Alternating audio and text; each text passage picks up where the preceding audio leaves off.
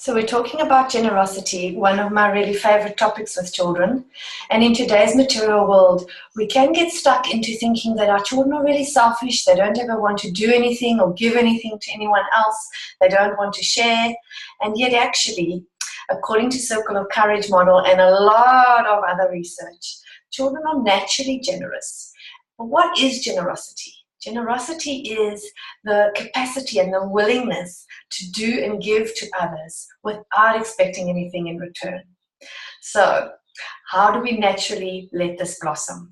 Well, if you've looked at the other clips in my YouTube channel, you will notice that generosity is one of those 4 spokes: belonging, mastery, independence, and generosity, which actually build a child's self-esteem.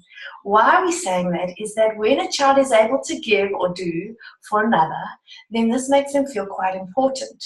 And in that importance, this is where the self-esteem blossoms. So what are some really practical ways that you can encourage and actively, consciously bring out the generosity in your child? One of the ways, of course, is to show generosity yourself. Caring, sharing, showing affection, giving hugs. That's obviously what they're going to be learning, what they see. And then a very nice method is to take a large jar or container, and every day at supper time, you encourage them to write down, or if they can't write, you write, something that they are grateful, most grateful for that day, and that gets put into the jar. And at the end, when the jar is really full, you can take them out and read them. It's also really lovely to notice.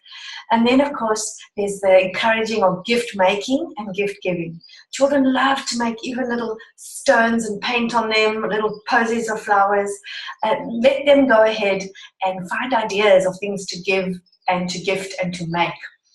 And then there's the more community-orientated ideas, where you can choose a senior citizens' home to visit, or an animal shelter where they can pet the animals, or even getting involved in recycling projects, community projects, donating old toys, old clothing. These are all lovely ways for a child to feel more generous. And then lastly, also look at asking them every now and then, checking in. What do you think this person needs? What would make them really happy? And what could we give them or say to them that would make them feel better? And in giving and sharing to others, of course, they start to feel wonderful and generous and much more helpful and cooperative themselves. So give it a try. Have a generous, wonderful week, and more next week.